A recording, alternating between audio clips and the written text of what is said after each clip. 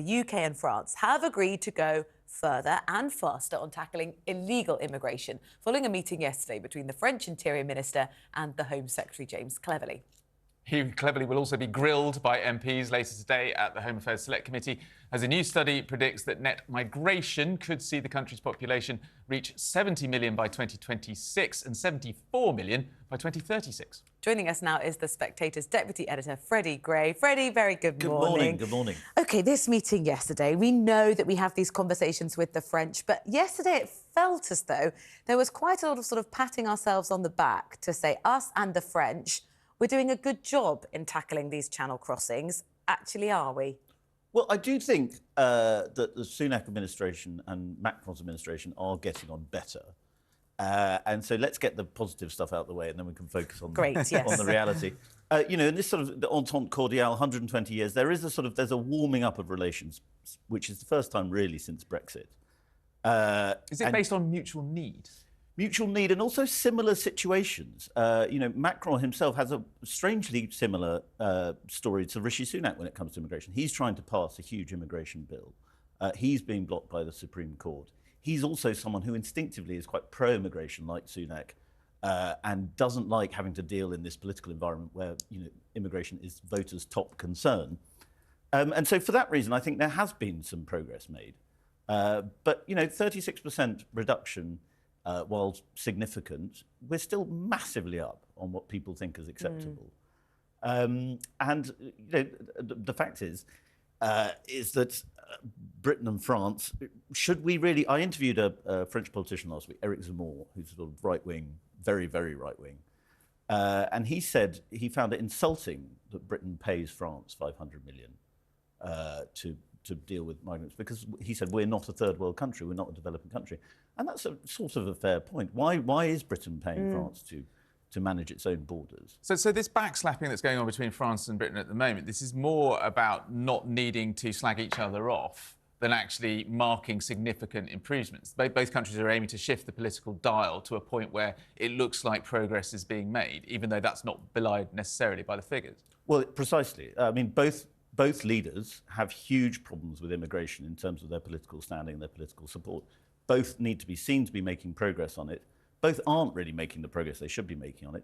And, of course, you know, we are just still talking about illegal migration, and yesterday's figures show there is massive public concern about the huge levels of net legal migration. And that's a whole other bigger issue.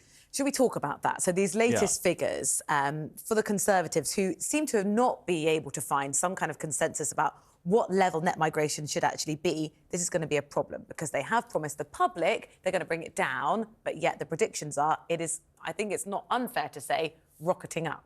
It is rocketing. And, you know, I mean, we'll talk about the NHS this morning, I'm sure. But the fact is, the NHS strain that the NHS is going under is hugely exacerbated by immigration. When you're importing 600,000 people a year, that's a city the size of Liverpool every year. That's housing, that's immigration, that's school, that's health, that's schools.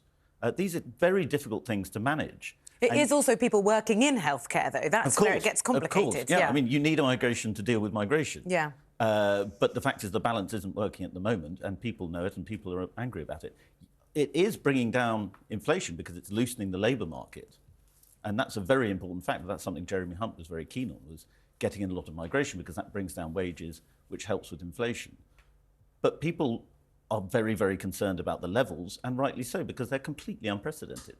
Also, the more people that come into the country to work in the NHS creates a larger population which needs the NHS more, and it becomes this sort of self-fulfilling prophecy. And how much that actually helps the economy is, I guess, a moot point. Well, precisely. I mean, the BMJ today have done this thing about the crisis in the health system. And they're talking about the hostile political environment for recruiting foreign workers to the NHS, foreign doctors and so on. That's a fair point. It is difficult, more difficult now. But then you've also got to deal with the fact that the reason we need far more foreign doctors is because we have far more foreign people to treat. That's a large part of it. So it's a sort of self-fulfilling problem. There's a bit of a gear change today, this sort of Pharmacy First initiative that comes in. I think about 7 conditions, things like having a sore throat, a headache, a UTI. You can go to your pharmacy rather than go to the GP. It's those type of strategies, when they're implemented, that hopefully will reduce pressure off the NHS, particularly our GPs. I love being critical and negative about things. But on this one, I think it's obviously a good thing. You know, and it's Rishi Sunak's very proud of it because his family, his parents were chemists. If we didn't already know. If we didn't already know. Sooner. I mean, this is an obvious thing. Pharmacists have been crying out for years to have more responsibility and take on more jobs in a way of alleviating the pressure on the NHS. Why are we only talking about this in 2024? Well, but I think because the crisis got so desperate, and so the sort of blocks that were in the way have been pushed aside. I mean, there was health and safety concerns, you know, hygiene and so on, particularly for like oral inspections and stuff in pharmacies. Also, we are using the word pharmacy far too much. Sorry, it Don't worry about it. It is chemist. Yeah, that's the British word. Andrea Leadsom, the Health Minister, has told Times Radio this morning the purpose of this scheme is that GPs are the beating heart of primary care, but they're under so much pressure. The demand on GPs has gone up and up. They've done an amazing job. GPs do need to spend their time focusing on more complex cases. So for patients who want to be able to access care very quickly, it makes more common conditions to be able to go for the convenience of a pharmacy. It is a chemist, yeah. It is convenient. You know, 8 in 10 people live within 20 minutes of a chemist. It makes perfect sense, and we should have done it before. I mean, it's a ridiculous situation that in Britain, supposedly a developed country, a lot of people cannot see their GP. Yeah. And everybody knows how ridiculous the sort of 8 a.m. race to get the appointment is. The dread to dial up. We all know it. The crystal maze you have to go through to try and get an appointment. Yes. Thank you so much. Great.